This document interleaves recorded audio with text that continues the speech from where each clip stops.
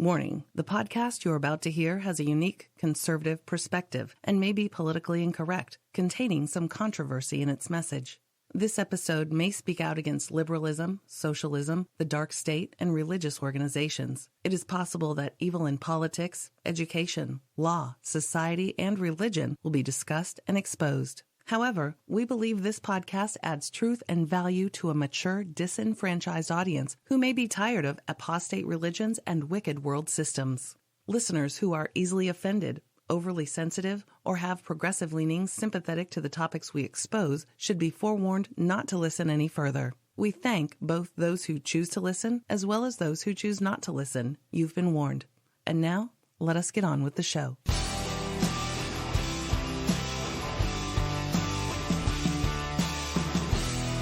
Welcome to Freedom Friday, everyone. Hello.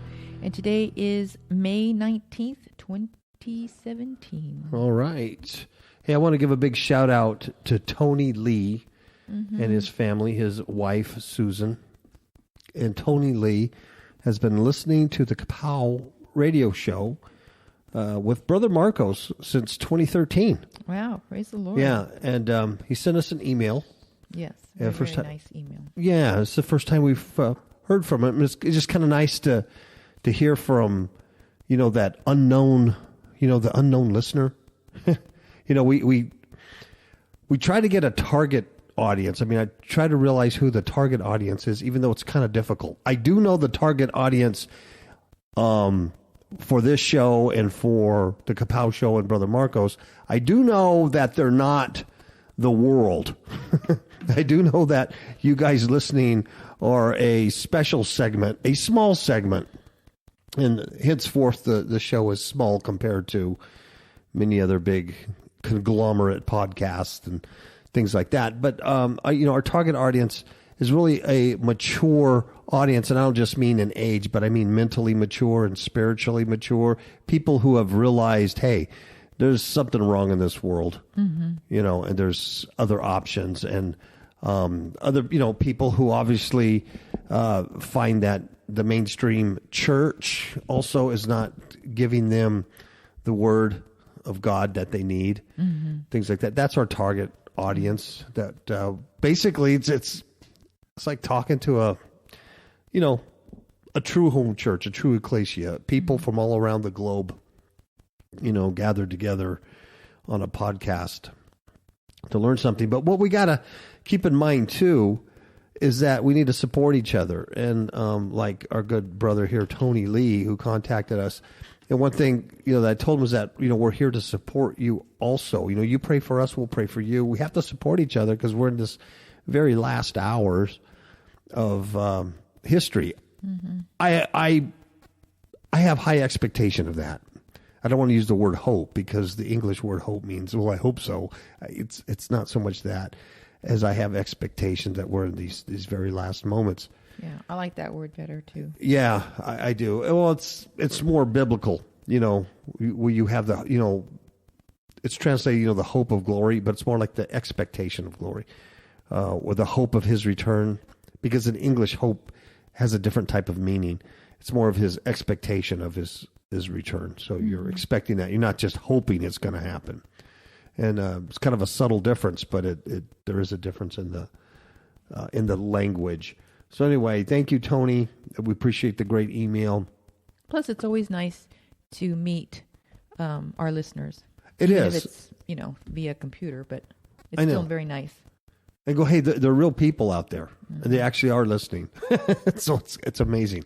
Anyway, so yeah, and he had asked for the song "I Pour Me Out." So thank you for that. Yeah, and, praise the Lord. So we shoot that out MP3 very easily. Kind of nice.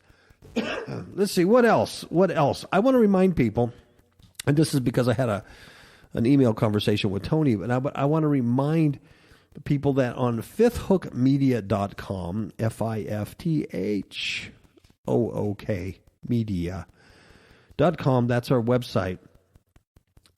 On the top, there's tabs. And if you hit the tab that says teaching, there's their podcasts is what they are. They're podcasts that we've already done. Excuse me, but I've organized them under topics and categories. And we have things on there like, aliens and chimeras, or end time prophecy, warnings. Yeah, we have all kinds of stuff. But we also have things like expulsion of demons, healing things. So there's a lot of stuff on there. But one of the categories we have is biblical study, on how to study the Bible. And we go through hermeneutics and how to study the Bible correctly, and things like that with Christian living. So there are podcasts that we've done before, but they're just organized in this page, almost like a press kit, because if you go through our podcast, it's hard to find one, where's that they talked about? What year? What day was that? I mean, who knows? So they're kind of organized. Now, what I noticed on our website, and I because I'm not on there often, but what I noticed is that they want to charge me now to upload audio files. Before, it was part of my plan, and I can upload audio files. So I have audio files on there. Fortunately, those audio files that I already uploaded are grandfathered in, so you can still listen to them. But now I can't upload new audio files. And so I wanted to upload our Enoch teachings on our Facebook page also, so that everything would be in one place instead of everywhere. So if anybody's interested in the Enoch stuff, they can just go to one place. But I couldn't upload the audio. However, being the slickster that I am, I realized that they still allow YouTube videos up there for my plan. So every time we do a podcast, we have two platforms. We use Spreaker and we use Blog Talk. Spreaker automatically puts the podcast into a YouTube video for us. It's just automatically done. It's on YouTube under Fifth Hook Media. So if you have nothing else to do and you want to listen to it via YouTube, you can do that also. And believe it or not, we have a few subscribers, and we have people who do listen to it on YouTube. Yeah. Nice. Yeah. And they've given us some really nice comments, but it just kind of blows my mind because, I'm like, when I watch a video, I want to see a video. But it's kind of nice maybe if you just play it in the background and you're doing something. But anyway, it's an alternative way to hear the shows. So what I figured out is I can then link YouTube onto the Fifth Hook Media teaching page. So even though they won't allow me to add new audio, I was able to put the Enoch up there as YouTube videos. So we have the 5 Enoch teachings there onto YouTube videos. Ha, ha, ha. That's the way it works. Let's see. I think I'm done with there. So you have a scripture? Yes, I do. All right. Let me go to my scriptures here. And I have no idea what the today's title is, but it has something to do with demons, because demons are everywhere. Yeah. They're everywhere, and they are increasing. Yeah. They're just all around. Okay, the first scripture is found in Proverbs 10:9 that says, "He that walketh uprightly walketh surely, but he that perverteth his ways shall be known." And then Proverbs 11:3 says, "The integrity of the upright shall guide them, but the perverseness of transgressors shall destroy them." And Romans 12:2 says, "And be not conformed to this world, but be ye transformed by the renewing of your mind, that ye may prove what is that good and acceptable and perfect will of God." Amen. Transform the brain. All right, before we get going, I just want to say where we're going today. We're going to talk about another sighting of this Mothman creature. Those of you, I'm sure, are familiar with Mothman. I think it was in Virginia when he was first sighted. There's a lot of documentaries and stuff like that on this creature. Mm-hmm. There was even a movie about it with Richard Gere. It was pretty good. Wow. Did Richard Gere actually play the Mothman or a victim of the Mothman? No. I forget what he was, but I think he was a traveler or something. But it was really good. Huh. Well, he's been seen again. So we'll talk about that and then go into a little bit of the history of that. And we'll try to figure out what the heck that is. It's something. Mm-hmm. And then we're going to talk about this dude, because the theme is kind of just demons everywhere. That's just the theme. They're just everywhere. Increasing. They're just all over the place. These are the manifestations. Mm-hmm. Absolutely. Some dude goes into a grocery store carrying a human head. and stabs the employee. Wasn't it his mom's head, huh? I don't know. Was it his mom? His mother's head, yeah. I did not know that. Well, happy Mother's Day. Wow. I think it was on Mother's Day. Wow. See? Got to be nice to your kids. And then these folks in India, India, they worship, I don't know how many hundreds of gods they have over there. Thousands. Thousands of gods. I don't know how they got to that point. How does a culture get to that point where you have thousands of gods that you worship? But they tend to do crazy stuff. And we're going to talk about this goat that was born that people are running to worship. And then the last story, it seems kind of benign on the surface, but it's about stem cells and blood. But life, the Bible says life is blood. Life is in the blood. Mm-hmm. And it's also one of the 4 things in the New Testament that was given to the Gentile church not to eat the blood. And it has something to do with the worship of idols and things like that. Paul's opinion is that life is in the blood, that you can get transfer of spirits through the blood. That's why you get transfer of spirits sexually. Mm-hmm. Exchanging bodily fluids, being unequally yoked, and, rata. And that was one of the 4 things, is the eating of blood. So we're going to talk about that stem cell blood and what kind of life might be created in that. Yeah. Kind of creepy. Mm-hmm. Kind of the creepy. Mothman. There you go. The whole thing's a Mothman. And then there's not going to be enough bugs in the air for the Mothman to eat. So let's take a commercial break, and then we will return. You are listening to the KAPOW Radio Show Network. KAPOW stands for Kingdom Against Powers of Wickedness. KAPOW is sponsored by Fifth Hook Media, a digital publisher of ebooks. FifthHookMedia.com has a selection of ebooks about spiritual warfare and Christian living. Visit FifthHookMedia.com. That's FIFTHOOK Media.com. Remember, that's FifthHookMedia.com. FIFTHOOK. KAPOW! What's up, yo? I like it. I'm done, yo. Demons in My Marriage Bed from all online digital retailers, such as Amazon.com. Demons in My Marriage Bed, a true story of spiritual warfare, changed the way my spouse and I conduct spiritual battle and has increased our alertness level to the tactics of Satan. Please do not be fooled that such things cannot happen to you. Rather, get prepared and become the spiritual warrior needed to overcome in these perilous times in which we all live.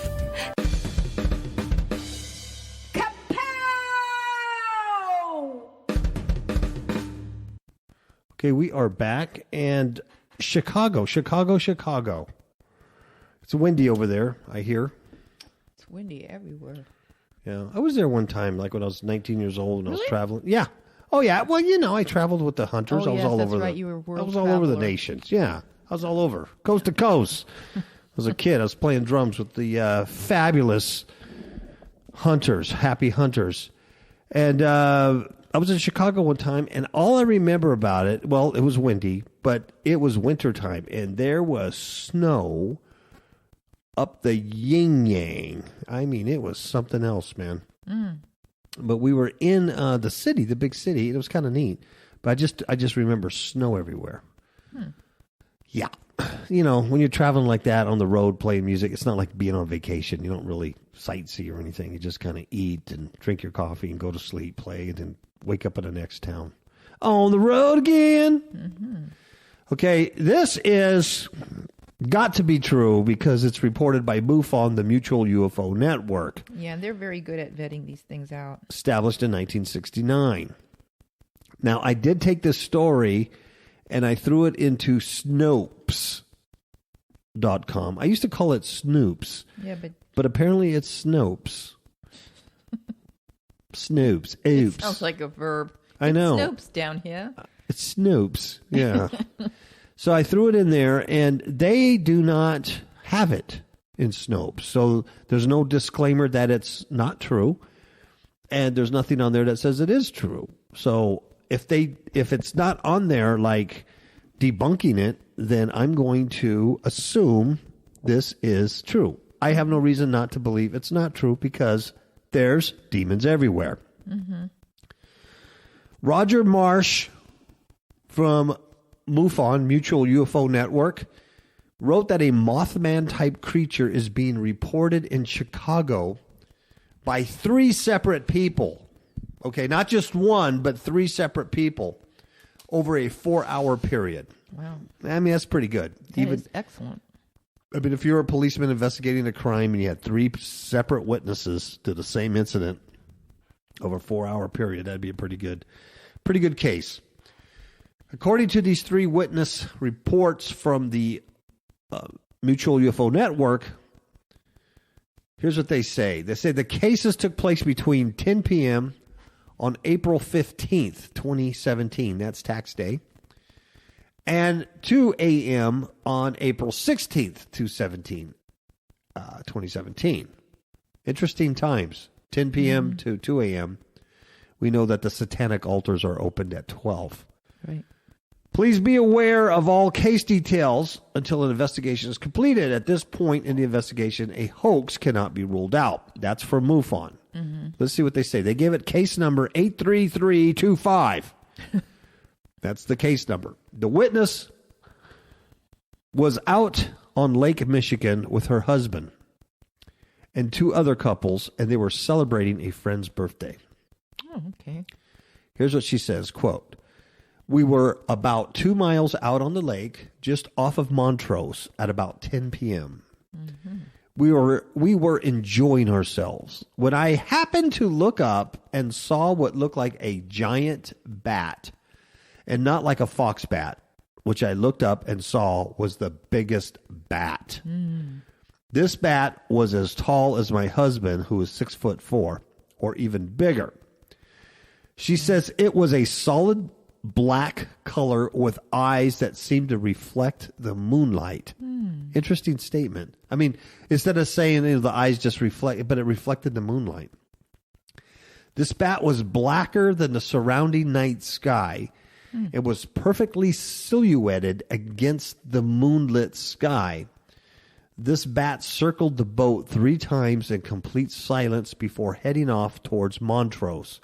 It quickly blended into the night sky and was gone in seconds. Wow. So it's pretty fast, too. Yeah. And big. Could you imagine a bat over 6 foot tall flying around over your head? That would be freaky. I wouldn't. Yeah. About 5 minutes after seeing the creature, the same witness saw a bright green object traveling north to south on the horizon. It was not a plane, as it was brilliant green and was moving slowly across the horizon. If I had to estimate, it was about 2 miles from our position. After the object was out of sight, we sat there looking around in stunned silence. I began feeling this overwhelming sensation of dread. And see, just like when people spot UFOs, yeah, most of them have that feeling of fear and dread. And yeah, there's a really a high emotion that goes with it, which is pretty indicative, that it gets your emotions up, and fear and things like that. So it kind of tells you where it's from. Mm-hmm. So she tells her husband, she says that I felt that it was prudent that we get off the water as quickly as possible. I tried to get a picture of the thing as it circled our boat, but all I got was black. Huh. That's interesting. Mm-hmm. 30 minutes later, in case number 83243, the witness was, quote, hanging out with my boys and a few friends in Chicago at 10:30 p.m. This is another witness 30 minutes later. As we talked about work and our families, we heard what sounded like a bird flapping its wings. One of my homies yelled out that he saw a huge lechuza over by the road. That must be slang. A lechuza is a Mexican urban legend or myth about an old woman who can turn into a giant black bird. Ew. Lechuza. Have you ever heard of that? No, I haven't. I've not heard of the lechuza. We walked over there and I saw what looked like a big owl. As we walked up on it, this owl stood up on 2 feet and looked right at us. We saw what looked like a huge lechuza, except it was about 6 feet tall and really big.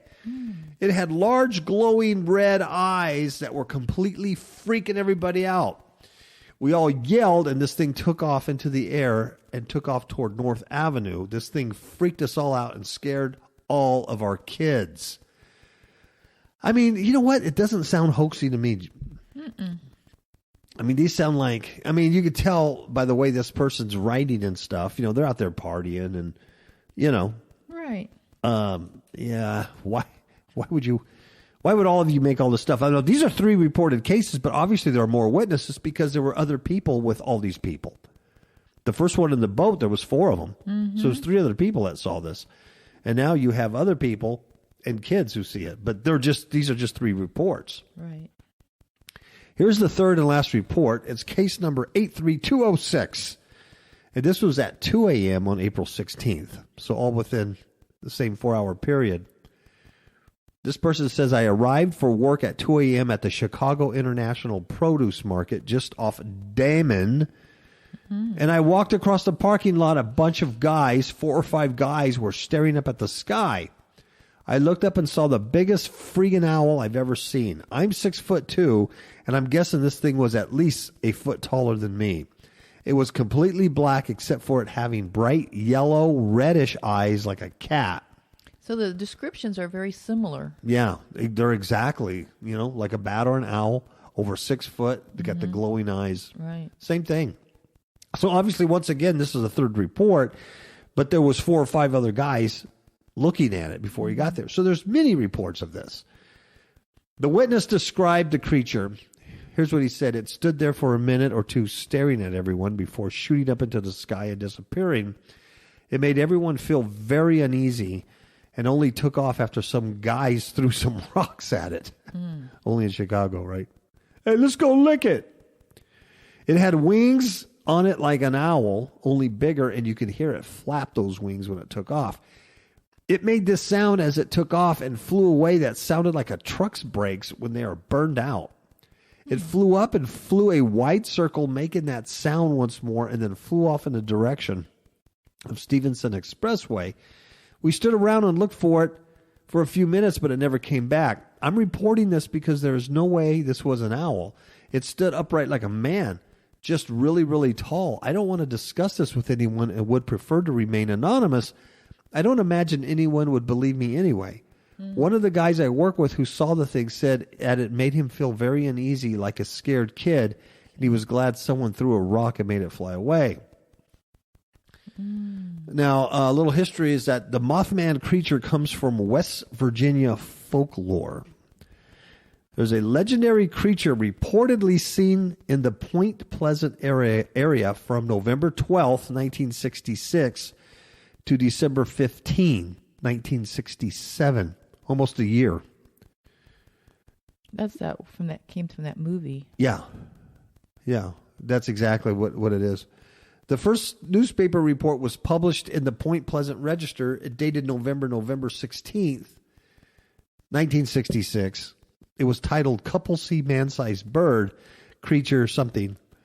The Mothman was introduced to a wider audience by Gray Barker in 1970 and later popularized by John Keel in his 1975 book, The Mothman Prophecies, claiming that there were supernatural events related to the sightings and a connection to the collapse of the Silver Bridge. Yeah. Wow. See, I think that's what, what's his face? Richard Gere played. I think he played that newspaper guy. Okay. The reporter. Yeah. Wow. What's kind of interesting is I think some of these witnesses, when you look at what they said, I don't believe they all have heard about this, creature or saw the movie or documentaries or anything like that. But yet they're describing it to a T. Yeah. To a T. In fact, not one of them in the report said, it was just like that movie I saw with Richard Gere 20 years ago. Right. It sounds like a lot of these people might be a little younger. They're still working, that's for sure. Yeah. Some of them are partying, seeing, Mexican lechugas in the air or whatever. Yeah. So, yeah, they're definitely a lot younger than we are, and we were around the 60s. Yeah. When I went to Snopes.com to see if this was true, they had nothing on the Chicago Mothman sightings. What they did have was something dated November 20th, 2016. And it said, Mothman about town. A man who wished to remain anonymous claimed to have snapped pictures of Mothman, the legendary West Virginia flying monster. And there's pictures of it. There's grainy pictures of a dark sky of a humanoid figure with big old wings. It's huge. And the claim was that a man in Point Pleasant, West Virginia, caught the legendary Mothman on camera. So it's back in West Virginia.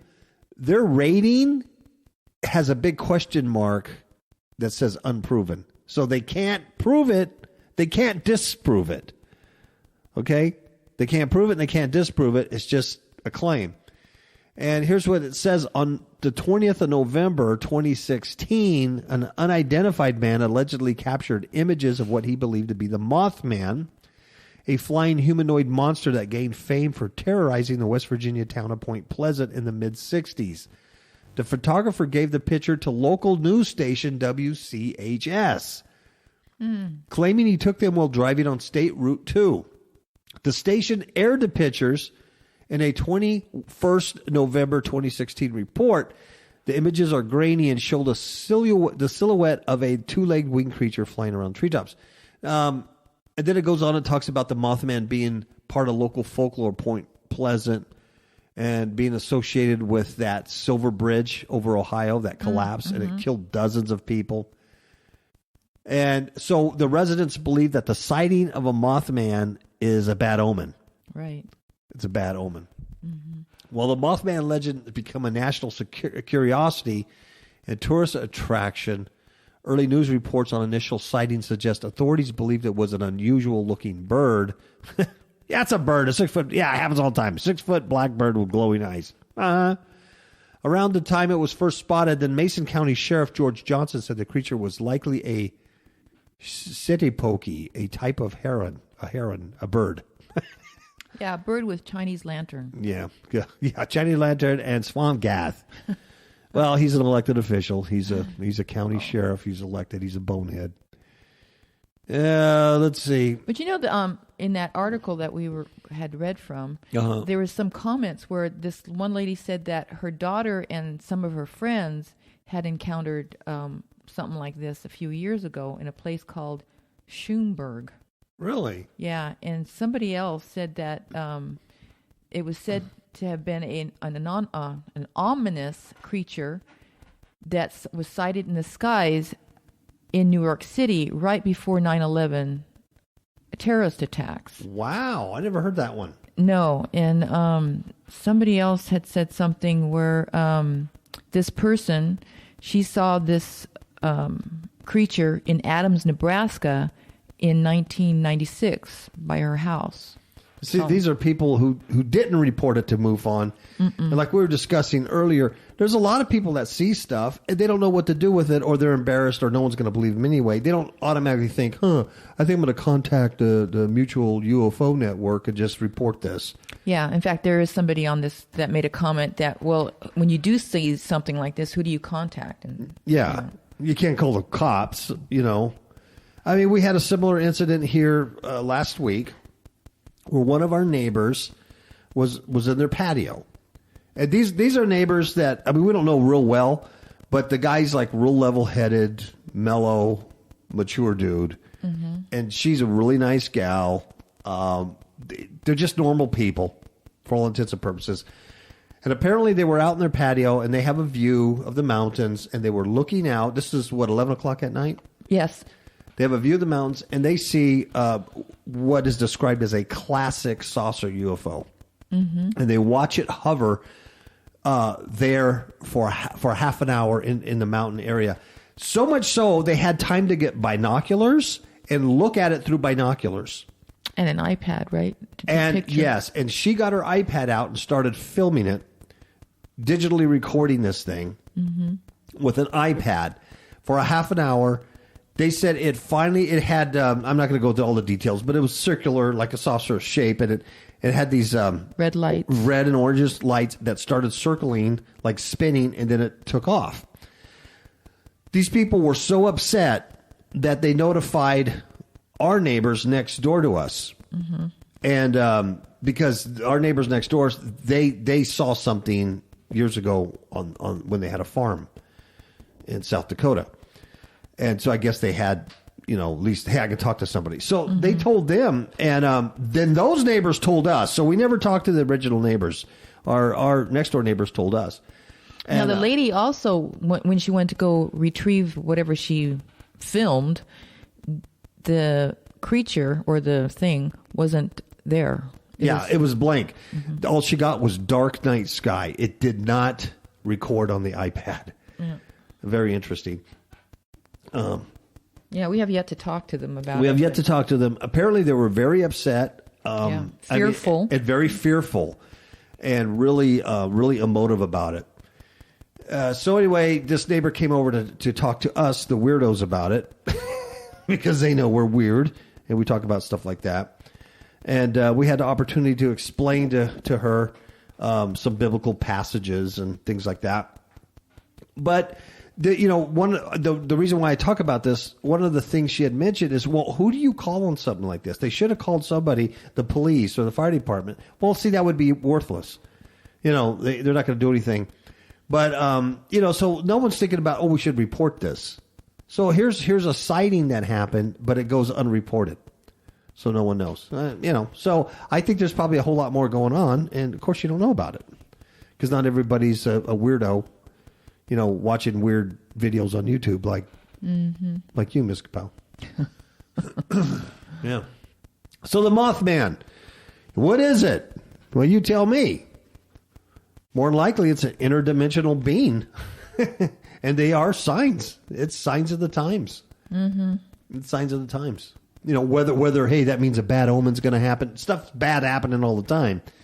But we do know it's not natural. It's not normal. It's not something from God. People don't feel great fear from things of God. No. So it just shows the portals are open. They've been open for a while, and there's more and more things coming through. And the stuff that's now, going to face humanity is going to be quite incredible. Yuck. Yeah. Scary. Well, let's move on. That was a long time on the Mothman. A long time, Ms. KAPOW. Yep. Let's talk about this man in Oregon with the severed head. Did you see the picture of this guy? Yeah, he looked pretty Look at the demonic picture of Joshua Lee Webb. Oh, my Lord. You want to see a demon in a flesh suit? Yep. Look at this man. Classic. His left eye is huge. And his eyeball is looking up, like at the camera. Mm-hmm. His right eye is semi-closed, and his pupil is looking at another direction. I mean, it's classic. Yeah, and I've got that stomach thing going on. Yeah, this guy is full of evil. Full of evil. It's really just a demon inhabiting a flesh suit. That's all it is. Mm-hmm. This is in Estacada, Oregon. A man covered in blood, holding a knife, carrying his mother's severed head, walked into a grocery store and stabbed an employee Sunday afternoon. Wow, that was Mother's Day. Yeah, that's what I'm saying. Holy moly. The 36-year-old dude was arrested for stabbing and for killing his mother, who was 59 years old. He killed the mother at the home about 10 miles away before the incident at the grocery store. Sunday's grisly episode first came to light when the suspect walked into the harvest market at 2:15 p.m. in the afternoon. One person says, I was watching the basketball game and I heard all these sirens go by. So I opened up the window and I seen all these cops flying in and all the ambulances and seen one person getting carried out of a stretcher. Once inside the store, this dude stabbed an employee, Michael Wagner, who was flown to a hospital. And he's expected to survive at this point. Mm. Other employees at the store tackled this dude. Good for them. And they held him down until police arrived. He was taken into custody and then taken to a nearby hospital for evaluation. So you think he might be a little nuts? I don't know. But I do know he has demons because you just don't walk around with your mother's severed head and then go stab other people. All right. So that's a demon. That's a demon. That's really not much difference than the Mothman, except the Mothman didn't harm anybody, did he? Yeah, but it's the same thing. Yeah, it's still demons manifesting themselves. Yeah, it is. All right, next story is the Cyclops goat. This is terrible. It's terrible because sad. Yeah, we're animal lovers, and the thing is, this thing is born and it's all genetically mutated and screwed up. It doesn't have eyelids or eyelashes. Yeah, it's so sad. Ugh. There's sunlight and dust going to get in its eye. It's going to go blind. It's going to suffer. It's suffering so bad. And instead of putting it down out of its misery, these idiots do something totally different. It's a Cyclops goat. There's pictures of it. You can Google it or go to our Facebook page, Fifth Hook Media, our Facebook page, and you can see pictures of this thing. It's a Cyclops goat, and it was born with one eye. And guess what? The villagers in India are doing? Worshipping it. They're worshiping it as a god. I don't know what's wrong with these people. I really don't. I do. I do know what's wrong with them. They're serving the wrong god. I do know what's wrong with them. But it's just, human-wise, it just boggles my mind. What are you thinking? So sad. It's a baby goat. It's been born with one eye. It's been hailed a miracle. You should see this thing. It's just a freak. It's just a genetic freak. Some villagers believe the goat that was born in Assam in India is sacred. They've begun to worship it after it was born a week ago. The vets predicted that the goat, which also only has one ear, would die within a few days, but it's defied the odds so far. Hopefully nature will take it. Yeah, take it home because God's mercy on that's that bad. Baby. People have been visiting the village to see the kid, which suffers from a condition seen in other animals, including horses, pigs, cows, and cats. The condition which causes the defect is called cyclopia and occurs when the two hemispheres of the brain do not separate. Really, I've never heard of cyclopia, nor have I ever seen a cat or a dog or a horse with it. But according to these people, it happens all the time. So why worship it then? If it's so common, why worship it? This leads to the formation of a single central cavity with one eye, or sometimes partially fused to two separate eyeballs. The eyelashes and eyelids are absent, as in any true, and there's no true nose. The goat's owner said, "I was shocked. It's like a miracle, and people have been coming to our place to see this baby goat." Why would you consider this a miracle instead of a mishap? I know it. Because it survived. Yeah, I don't get it. Okay. It's my responsibility to take care of the baby goat. I've been feeding him like a normal goat. It might be something from God, G-O-D, that the baby goat was born in our house. I love that. They don't say what God, or what God he's serving, but obviously this Indian man does not serve Yahweh of the Bible, but it might be something from God. Let's just insert Satan there. It's been born in our house. He also believes the birth of the kid will bring luck to his home, and there you have it. That's why he's keeping it around. So many people are coming to our place to see the baby goat. We are happy that it's making us famous. There you go. There you have it. And I'm sure they're probably paying a little bit of money to him so they can worship and pray with it, right? Stupid humans, stupid people. So, there's two things bad in that story. You have an innocent animal, and then you have a demon-possessed man and a demon-possessed village worshiping demons. Demons everywhere. Okay. Is this the end of blood donations? Because scientists are close to unlimited supply of blood. From where? Stem cells. Stem cells. See, I always knew that was going to be bad. It is. Now, what's interesting is, you keep hearing about stem cells, and, taking them from aborted babies and, all this stuff. And, just a year ago, this was like some science fiction. Yeah, that was more like science fiction. It really hadn't come to any kind of fruition. Well, just today at the gym, I'm talking to a man who's, I don't know, how old is Barry? Oh, 70. He's in his 70s. And so we were talking about his wife, and his wife had just had cortisone shots or whatever, I don't know, in her knee. And so he was talking about she doesn't want to do surgery and this and that. And then he started talking about stem cells. And he goes, one of the things they offered her was to do some surgery or some deal with stem cells. Now, this lady's in her 70s, right? Mm-hmm. And he says, but our understanding is that no new tissue actually grows or no new muscle or nothing actually grows, but they inject the stem cells or do something, but it's supposed to. And he says it's like $3,500 per treatment. And insurance doesn't cover it. And so anyway, I was like, well, that's a no-brainer that you don't do that, you know. And but what got me is that he's in his 70s, she's in the 70s, and they're talking to him about stem cells like it's a nothing deal. It's just the normal medical practice now. But I remember a year ago when this stuff came out, and they're talking about stem cells from aborted fetuses and things. Mm-hmm. This was something of science fiction, and now here it is. You're offering 70-year-old a lady a stem cell. Treatment for her niece. It's common for $3,500. Oh, and then he also told me if they use her own stem cells, if you get to own stem cells from your own body, it's like $1,700 a treatment. But if they have to get stem cells somewhere else, it's like $3,500. Wow. Yeah. Expensive aborted babies. Yuck. Blood donors may no longer be needed in the future, this article says. And this is from the Telegraph Science. So it has to be true. Can't be fake news. They may no longer be needed in the future after scientists showed that it was possible to create blood from stem cells. Wow. It was a 20-year project. It could pave the way for an unlimited number of blood and immune cells for transplants, simply by reprogramming a patient's own skin cells. Wow. The research reported in the journal Nature holds out enormous promise for developing personalized treatments for blood disorders, drug screening, and reducing shortages of donated blood.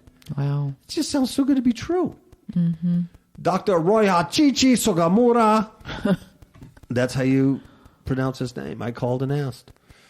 He's of Boston Children's Hospital. Said, this gives us the potential to have a limitless supply of blood stem cells and blood.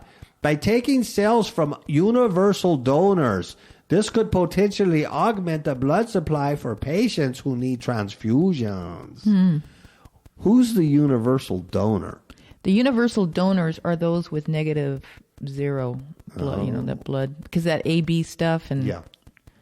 That's who they are. But it's interesting that he works in a children's hospital. Yes, I caught that.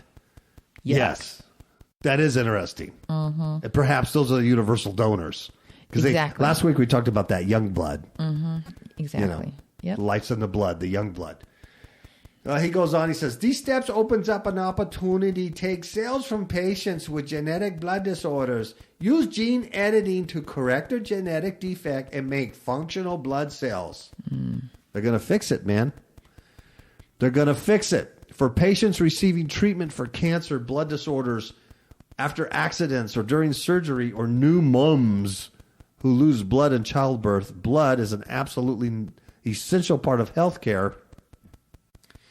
But NHS Blood and Transplant, the service which collects, tests, and processes blood for hospitals across England, says that while hospitals have the blood needed to treat patients, there's a need for more new donors. Don't want to do that. Yes. Since human embryonic stem cells were isolated in 1998, scientists have been trying with little success to use them to make blood, forming stem cells. But in the new research, the Boston team started with embryonic stem cells and exposed them to a chemical soup, which triggered their transformation into a tissue, which eventually makes blood stem cells. So they did it. Wow.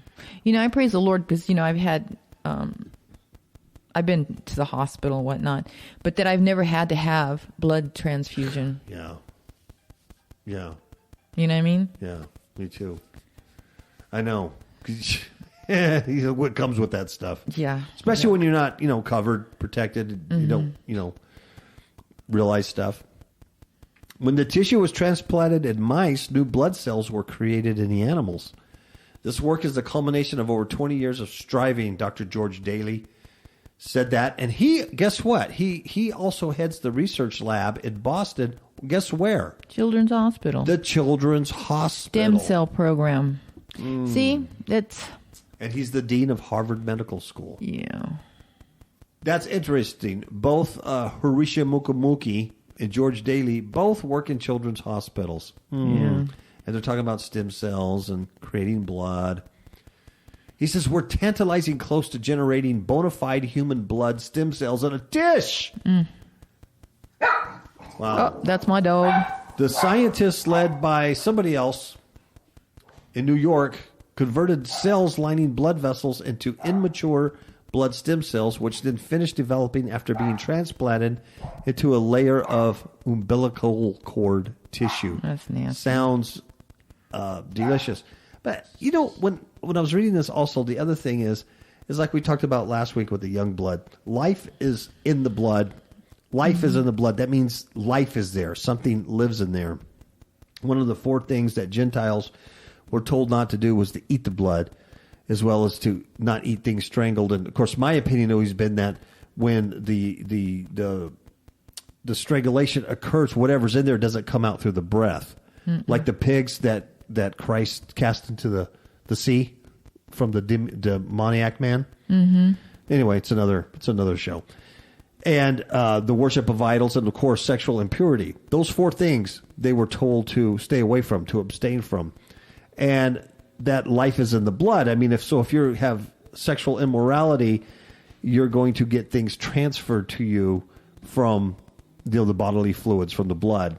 And of course, if you eat the blood, that's the same thing. Things sacrificed to idols and stuff. So now you have this stem cell research, these labs that are hoping to create human blood out of the lab. Now, what's going to give it its life? That's the question. I don't have the answer to that. I could suspect what it might be. But we're already so demonized, it's hard to imagine being more demonized. But believe me, it's going to be a whole lot more demonized. This is nothing. This is just the birth pangs. Yeah. Oh, gosh. That's scary. Yeah. When you put it that way. I want to be long gone when it all hits the fan. I really don't want to be here. One way or another. Either the rapture happens or I get hit by a bus or have a heart attack or something. But I don't want to be here. I really don't, because it's going to be really, really, really, really bad, And just, having your eyes open and seeing the stuff you see, you can only take so much. Yeah. Very true. Very, very true. I always sigh at the end of this show. I always let out a big sigh. I always go, because I guess I'm glad it's over and it's just looking at ugliness. Shall we say goodnight? Sure. Ciao, baby.